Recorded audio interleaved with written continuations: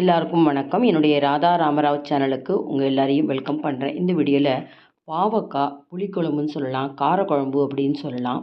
ரொம்ப டேஸ்ட்டாக கசப்பே தெரியாமல், முக்கியமாக புளியோதரைக்கு போடுற மாதிரி தாளிதம்லாம் போட்டு எப்படி செய்யலாங்கிறத பார்க்க போகிறோம். இந்த மாதிரி தாளிதம் போடுறப்ப பாவக்காவே பிடிக்காதவங்க கூட இந்த காரக்குழம்பு சாப்பிட்ருவாங்க. இந்த மெத்தடில் பாவக்காய் காரக்குழம்பு செஞ்சுட்டு நம்ம லஞ்ச் பாக்ஸில் கொடுத்தா கூட கொஞ்சம் கூட மிச்சம் வைக்காமல் சாப்பிட்டு வருவாங்க. இந்த டிஃப்ரெண்ட் மெத்தடில் இந்த பாவக்காய் காரக்குழம்பு எப்படி செய்யலாங்கிறத பார்க்குறதுக்கு முன்னாடி இது வரைக்கும் என்னோடய சேனலுக்கு சப்ஸ்கிரைப் பண்ணாத வியூவர்ஸ் உடனே சப்ஸ்கிரைப் பண்ணி பக்கத்தில் இருக்க பெல் பட்டன் ப்ரெஸ் பண்ணி சப்போர்ட் பண்ணிகிட்டே இருங்க.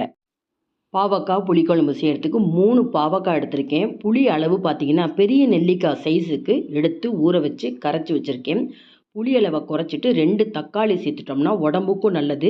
கசப்பு தன்மை பாவக்காயில் இருக்கிறதுனால புளி தக்காளி சேர்க்குறப்ப கசப்பே தெரியாது. இந்த பாவக்காயை நான் எப்படி புளிக்குழம்புக்கு நறுக்கிறேன்றதை பாருங்கள்.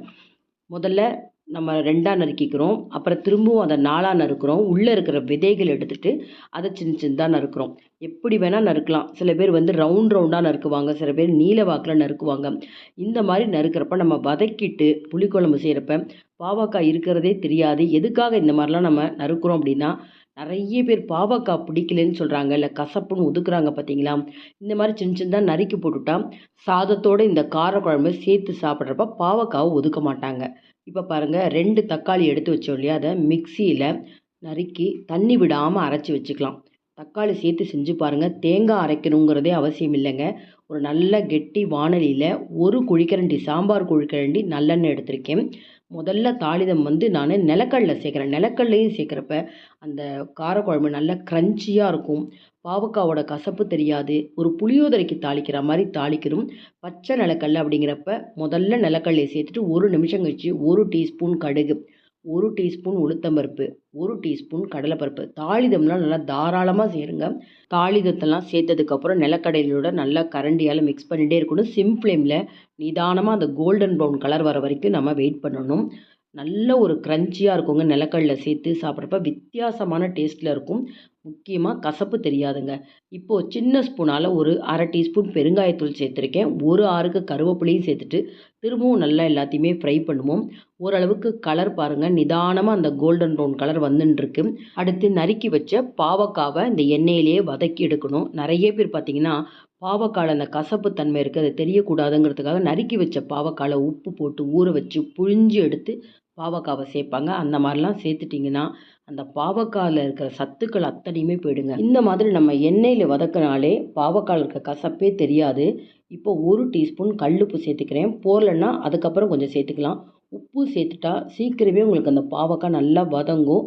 நல்லா ஒரு மீடியம் ஃப்ளேமில் வச்சுட்டு வதக்கிட்டு இருக்கேன். அடுத்து அடுப்பை சிம் ஃப்ளேமில் வச்சுட்டு லிட்டு போட்டு 2 நிமிஷம் நம்ம மூடி வச்சோம்னா நல்லா உங்களுக்கு அந்த பாவக்காய் வெந்து கொடுத்துரும். இப்போ பாருங்கள், கரண்டியால் நல்லா மிக்ஸ் பண்ணிட்டு ஒரே ஒரு பாவக்காவை அந்த கரண்டியால் இப்படி ப்ரெஸ் பண்ணி பார்த்தீங்கன்னா அது 2ஆக உடையணுங்க. இந்த அளவுக்கு கட்டானாலே பாவக்காய் நல்லா வெந்திருக்குன்னு தெரிஞ்சுக்கலாம். புளிக்கரைசல்லாம் போட்டுட்டா உங்களுக்கு லேஸில் பாவக்காய் வேகாது. இப்போ பாருங்கள், 2 டீஸ்பூன் சாம்பார் பொடி சேர்த்துக்கிறேன். 1 டீஸ்பூன் மல்லித்தூள், 1 டீஸ்பூன் மிளகாத்தூள் சேர்த்துக்கிறேன். இந்த பாவக்காய் காரக்குழம்பு பொறுத்த வரைக்கும் இந்த மாதிரி உப்பு காரம்லாம் நிறைய சேர்த்தா தான் அந்த கசப்பு தன்மை கம்மியாகும். முக்கியமாக பார்த்தீங்கன்னா சாம்பார் பொடியோடு எதுக்கு மல்லித்தூள் மிளகாத்தூள்லாம் சேர்க்குறோம் அப்படின்னா அது ஒரு டேஸ்ட்டு கொடுக்குங்க. நம்ம தேங்காய்லாம் அரைச்சி விட போகிறதில்ல. 1/4 டீஸ்பூன் மஞ்சள் பொடியும் சேர்த்தாச்சு. 30 செகண்ட் இதை சிம் ஃப்ளேமில் வச்சு நல்லா வதக்கி எடுக்கணும். ஆல்ரெடி சாம்பார் பொடியே நல்லா வறுத்து அரைச்சது தாங்க, இருந்தாலும் இதெல்லாம் சேர்த்து வதக்கிறப்ப மனம் ரொம்ப நல்லாயிருக்கும். இப்போயும் அடுப்பை சிம் ஃப்ளேமில் தான் வச்சுருக்கணும். மிக்சியில் அரைச்சிட்டு வந்திருக்க 2 தக்காளி அந்த விழுதியும் சேர்த்துட்டு கொஞ்சம் மிக்சி ஜாரில் தண்ணியும் சேர்த்து அதையும் நல்லா வதக்கிக்கணும்.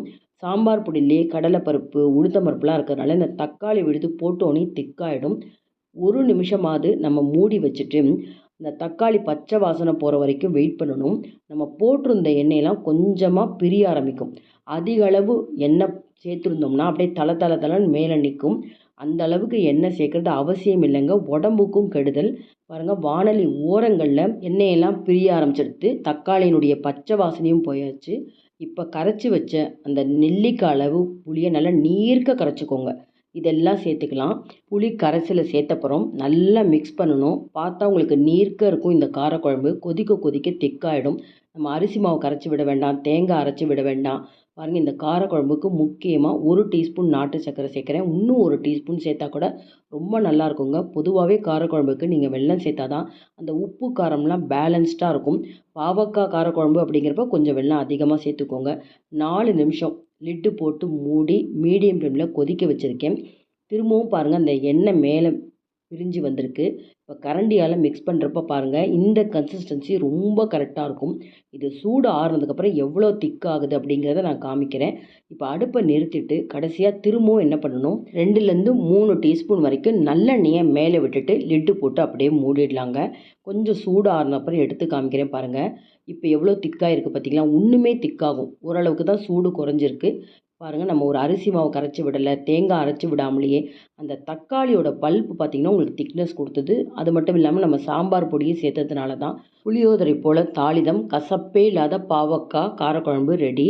இதை நான் லஞ்ச் பாக்ஸில் எப்படி ப்ரிப்பேர் பண்ணுறேன்னு பாருங்கள். சூடான சாதம் நல்லா வெந்து இருக்கணும், அதே சமயத்தில் குழையக்கூடாது. இந்த மாதிரி சாதத்தை ஒரு பேசன் ஆற போட்டுட்டேன். இப்போ இந்த பாவக்காய் காரக்குழம்பை பாருங்கள், ஒரு 1லேருந்து 1½ கரண்டி சேர்த்துக்கிறேன். பொதுவாகவே லஞ்ச் பாக்ஸில் இந்த மாதிரி காரக்குழம்புலாம் நம்ம சேர்த்து சாதத்தில் பிசைகிறப்ப கொஞ்சம் அதிகமாக தான் சேர்த்துக்கணும். நல்லா அந்த சாதம் பார்த்திங்கன்னா அந்த புளிப்பு உப்பு காரத்தெலாம் ஒரு மத்தியானத்துக்குள்ளே நல்லா இஞ்சிண்டு புளியோதரை மாதிரி இருக்குங்க. என் பையனுக்கு பாவக்காவே பிடிக்காது. ஆனால் பாவக்காய் காரக்குழம்புன்னு நான் சொல்லாமலே இந்த லஞ்ச் பாக்ஸில் இதை ப்ரிப்பேர் பண்ணிட்டு இருக்கேன். கொஞ்சம் திரும்பவும் சாதத்து மேலே நல்லெண்ணெய் விட்டுட்டா காரம்லாம் அதிகம் இருக்காதுங்க. இந்த மாதிரி லஞ்ச் பாக்ஸில் இந்த காரக்குழம்புலாம் நம்ம ப்ரிப்பேர் பண்ணுறோம் அப்படின்னா, அந்த நிலக்கடலைலாம் நிறைய போட்டு நம்ம சாதத்தில் வச்சுட்டோம்னா, அவங்க சாப்பிட்றப்ப அந்த நிலக்கடலைலாம் தெரியும், பாவக்காய் கசப்பே தெரியாது. இதுக்கு சைட் டிஷ்ஷாக பார்த்திங்கன்னா வத்தல் இருந்தால் போதுங்க. இந்த டேஸ்ட்டான காரக்குழம்ப நிறைய தாளிதத்தோட இந்த மாதிரி செஞ்சு பாருங்கள். இந்த வீடியோ உங்களுக்கு ரொம்பவே பிடிச்சிருந்ததுன்னு நினச்சிங்கன்னா லைக்ஸ் கொடுங்க. கமெண்ட் பாக்ஸில் உங்கள் கமெண்ட்ஸ் போடுங்க. உங்கள் ஃப்ரெண்ட்ஸ் அண்ட் ரிலேட்டிவ்ஸ்க்கு இந்த வீடியோவை அவசியம் ஷேர் பண்ணுங்கள். இது வரைக்கும் என்னோடய சேனலுக்கு சப்ஸ்கிரைப் பண்ணாத வீவர்ஸ் உடனே சப்ஸ்கிரைப் பண்ணி எனக்கு எப்போதுமே சப்போர்ட் பண்ணிகிட்டே இருங்க. Thank you viewers.